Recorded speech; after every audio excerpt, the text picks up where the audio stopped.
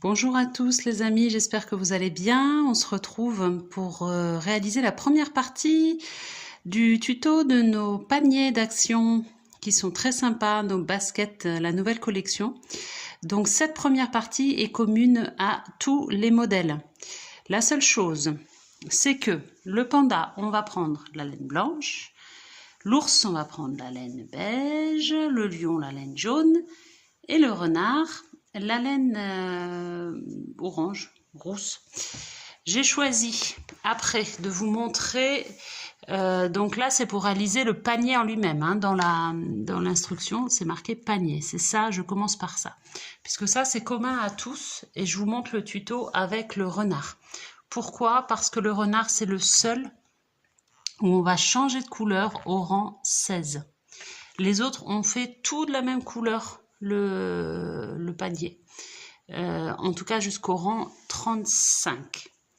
Donc concrètement, ce que je vous dis pour le renard, là, juste après cette petite phase d'introduction, ce que je vous explique des rangs 1 jusqu'au rang déjà 16, on se revoit au rang 16. 16, on va changer de couleur chez le renard, mais chez les autres, on ne change pas de couleur. Et après, on va jusqu'au rang 35 pour tout le monde. Ça, ce sera valable, donc je l'explique avec le renard, mais c'est valable pour les autres. Sauf que, comme je vous dis, renard, changement de couleur, et les autres, pas de changement de couleur. Ok? Donc, ça va être, cette partie est assez longue, mais simple. Vous verrez, pas très technique. Et après, ce qui va changer, donc, à partir du rang 35, il y aura d'autres tutos, mais cette fois-ci, propres à chaque basket, à chaque panier. Ce qui va changer, c'est juste après le devant de chaque panier. Et ça, donc, on le fera dans d'autres tutos spécifiques. Donc là, je vous laisse avec la réalisation du renard pour vous montrer. Mais que ce soit le lion, l'ours ou le panda, c'est pareil.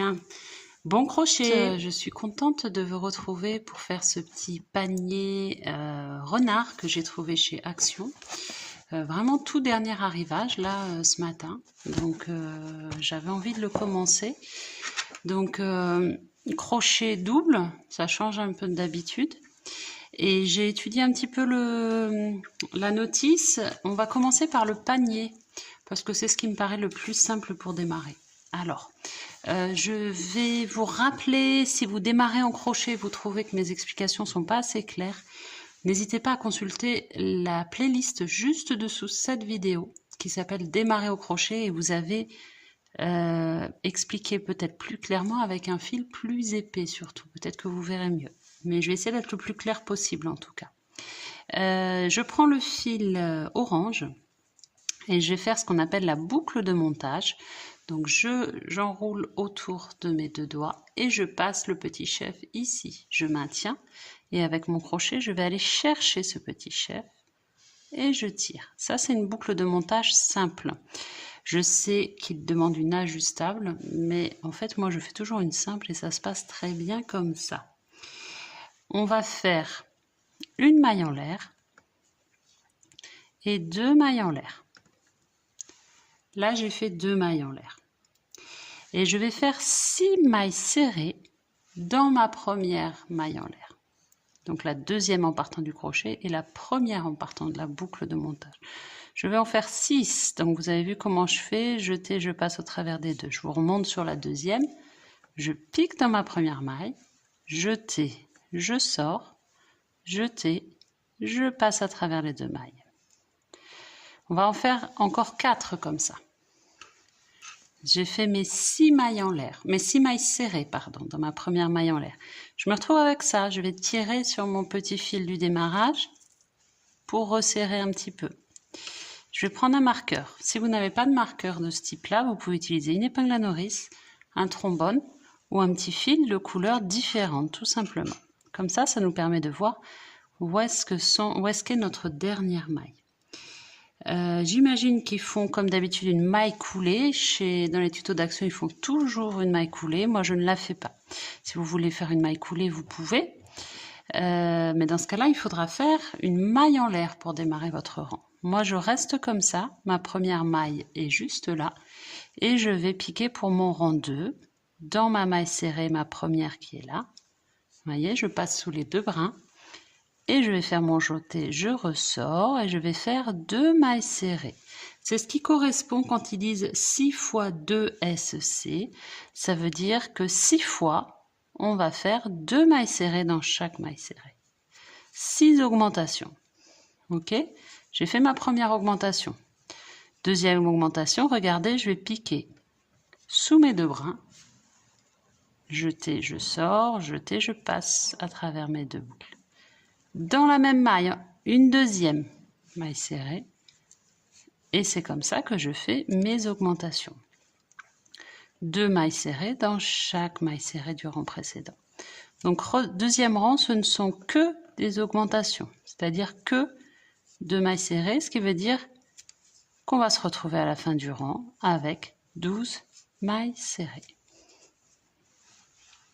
J'ai fini mon rang 2, je passe au rang 3. Je n'ai pas fait de maille coulée, donc je ne fais pas de maille en l'air pour démarrer mon rang 3. Je vais commencer, vous lisez 1 fois 2 SC, ça veut dire on va faire une fois une augmentation. Donc première maille serrée, on fait une augmentation, 2 mailles serrées dans la même. Et après, qu'est-ce qu'ils nous disent? Ils nous disent une SC. Ça veut dire que dans celle-là, celle d'à côté, on va faire seulement une maille serrée. Pas d'augmentation. Et répéter à partir de l'étoile. Ça veut dire qu'on répète ça tout le long du rang. J'ai un cheveu qui s'est pris dedans. Ça veut dire que là, je vais piquer celle d'après. Je vais faire une augmentation. Une et une deuxième au même niveau. Et après, une seule maille serrée. Et on fait ça tout le rang. J'ai fini mon rang 3, je vais passer au rang 4. Donc maintenant, vous connaissez par cœur. Je n'ai pas fait de maille coulée, donc je ne fais pas de maille en l'air. Je commence mon rang 4. Il y a marqué 1 fois 2 SC. Donc maintenant, vous connaissez, ça veut dire quoi? Ça veut dire, je vais faire une augmentation. Dans une seule maille serrée, je vais faire une augmentation. Donc je fais 2 mailles serrées dans la maille serrée du rang précédent. Là, j'ai fait mon augmentation. Et après, ils nous disent 2 SC. Ça veut dire que dans les 2 prochaines mailles serrées, je vais faire une maille serrée. J'en ai fait une. Et dans la maille serrée d'à côté, j'en fais une autre. Donc, j'ai bien une augmentation, une SC, une SC. SC en anglais, ça correspond à maille serrée, MS en français. Augmentation, maille serrée, maille serrée. Et donc, on répète ça tout le long, c'est-à-dire que là, on va refaire augmentation. Et donc, si vous avez compris le truc, pour garder quelque chose de très plat comme ça, à chaque rang, on va augmenter d'une maille serrée entre les augmentations. C'est-à-dire que le rang d'après, là, je sais que je fais augmentation, 2 mailles serrées après. Rang d'après, ce sera augmentation, puis 3 mailles serrées. Rang encore d'après, augmentation, puis 4 mailles serrées. C'est toujours pareil. Si vous voulez avoir quelque chose de plat, vous faites augmentation et à chaque rang, vous rajoutez une maille serrée entre les augmentations. Donc là, c'est vraiment ce qui va se passer jusqu'à... Vous êtes au rang 11, augmentation et 9 mailles serrées. Ça veut dire augmentation et 1, 2, 3. Vous faites jusqu'à 9, une maille serrée dans les 9 mailles serrées et augmentation. Ok, jusqu'à 10, même rang 12, rang 13, 11 mailles serrées entre les augmentations, rang 14, 12 mailles serrées, Et on va se rejoindre du coup, donc vous allez jusqu'à 90 mailles serrées au rang 15, et on va se rejoindre au rang 16, où on va tourner notre travail et on va changer de couleur. Donc là, vous avez bien compris, à chaque rang, donc augmentation, c'est ce qui a marqué 1 fois 2 SC, ça veut dire une augmentation, 2 mailles serrées dans la même. Et après, vous faites vos mailles serrées, le nombre qui vous disent. Par exemple, regardez, rang 8, 1 fois 2 SC, 6 SC, ça veut dire augmentation et 6 mailles serrées, une maille serrée dans les 6 prochaines mailles serrées, puis augmentation. Ok, j'espère avoir été assez claire dans mes explications. Sinon, vous avez la petite playlist démarrer au crochet si vous trouvez que c'est pas assez clair. Allez, on se retrouve au rang 16. Petit point pour vous montrer, j'ai fini mon rang 13. Je vais commencer mon rang 14. Donc rang 14 pour le renard comme pour tous les autres paniers, les 3 autres. On fait une augmentation. Donc maille en l'air si vous avez fait une maille coulée, mais moi j'en fais toujours pas.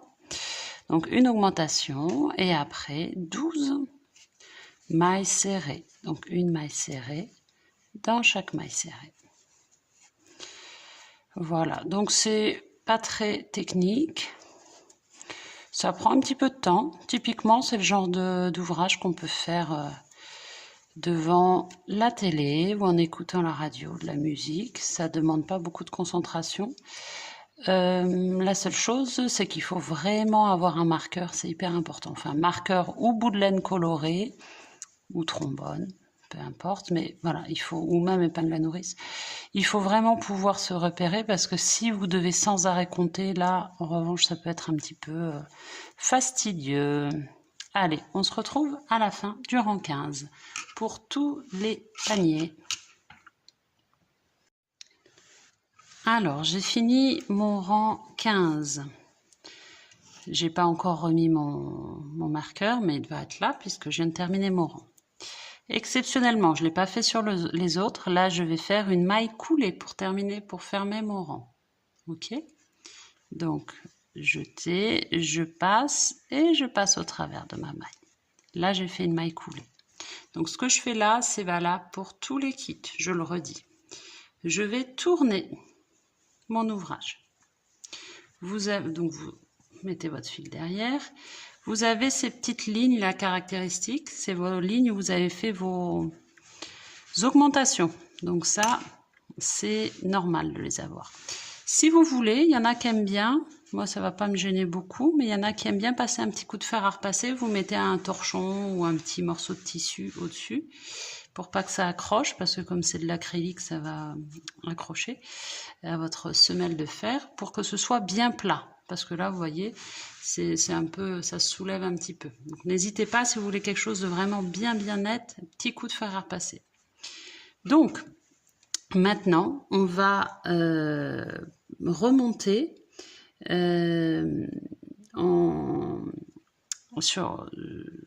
pour faire le cylindre. Seule différence du renard, c'est qu'on va passer au fil blanc et donc couper le roux.